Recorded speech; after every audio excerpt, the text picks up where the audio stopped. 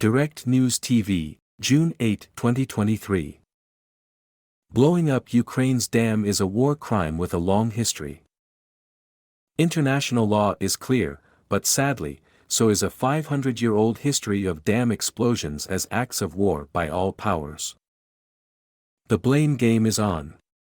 Ukraine has insisted that Russia exploded the Nova Kakhovka Dam earlier this week in a part of southern Ukraine currently occupied by the Kremlin's forces. Russia claims the dam was a victim of sabotage by Ukraine. Yet whatever the truth, one thing should be abundantly clear: in times of war, humanity has an atrocious history in the way that it inflicts pain upon its opposition. And destroying structures like dams, which can cause excessive damage to both people and their surrounding environments, has been a sadly common practice for centuries. The flooding that is now devastating the regions around Nova Kakhovka, forcing the evacuation of thousands of civilians, is only the latest example of this cynical practice.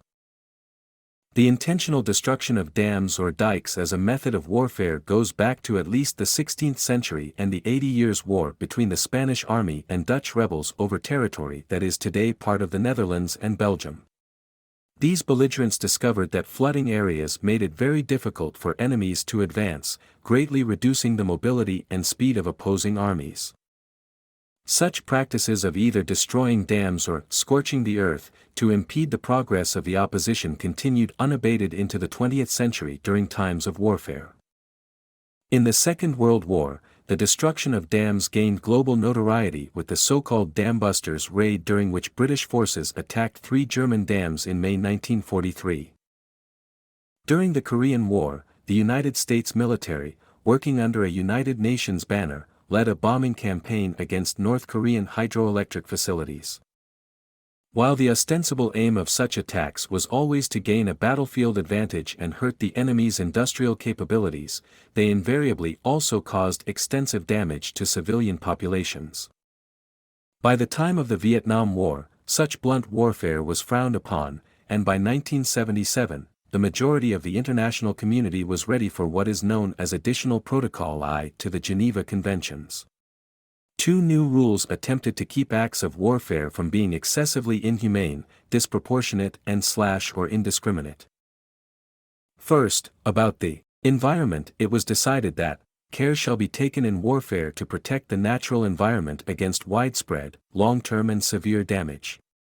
This protection includes a prohibition of the use of methods or means of warfare which are intended or may be expected to cause such damage to the natural environment and thereby to prejudice the health or survival of the population. Second, in terms of works or installations containing dangerous forces, namely dams, dikes and nuclear electrical generating stations, these areas shall not be made the object of attack, even where these objects are military objectives, if such attack may cause the release of dangerous forces and consequent severe losses among the civilian population.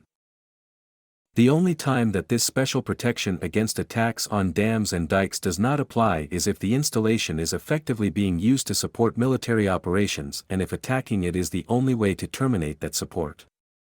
There is no evidence that the Nova Kakhovka Dam was being used to support military actions. Despite the clear humanitarian value of these rules, the U.S. never ratified Additional Protocol I, and although Russia originally ratified it, President Vladimir Putin removed Moscow's signature from these obligations in 2019. Ukraine remains a signatory. As Russia is no longer a signatory, it could be argued that these rules do not apply to them. The counterargument is that whether countries sign up or not, these obligations are so common now that they are considered customary and binding on all countries, at all times.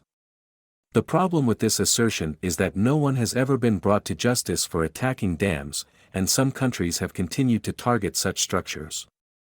This occurred when the U.S. in its war against ISIS, reportedly bombed Syria's Tabqa Dam in 2017, despite warnings that the strike could lead to tens of thousands of deaths.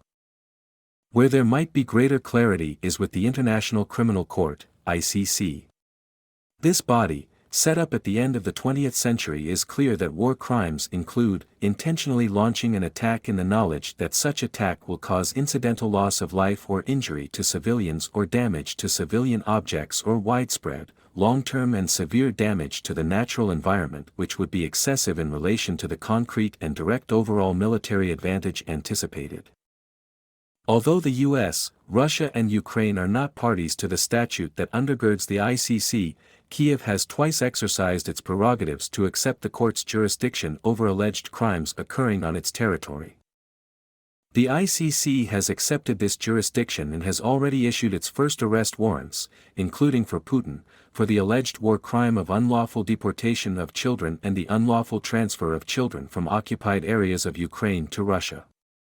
It would be a very small step for the ICC to now start investigating the destruction of the dam as another potential war crime. While there are strong arguments for setting a new precedent to punish these brutal practices of attacking dams, the greater challenge is whether accountability will ever be achieved for such crimes and whether restitution for damage caused will ever be delivered. When eventually this war stops, these questions of accountability and restitution for crimes committed will go to the heart of any eventual peace deal that is concluded. Until that is decided, what we are watching is the continual erosion of norms that are meant to keep restraints on warfare. The implications of this are much larger than just the loss of the dam or even debates about war crimes. Whoever is responsible for the destruction of the dam is trying to force the principles of humanity back to a point where acts against civilians, causing indiscriminate and disproportionate damage, become acceptable. And where one such crime occurs, others may easily follow as the wider world becomes desensitized to such barbarity. My name is Kingsley. Please like, share, subscribe and hit that notification bell so you can be the first to be notified whenever we post. You won't regret it.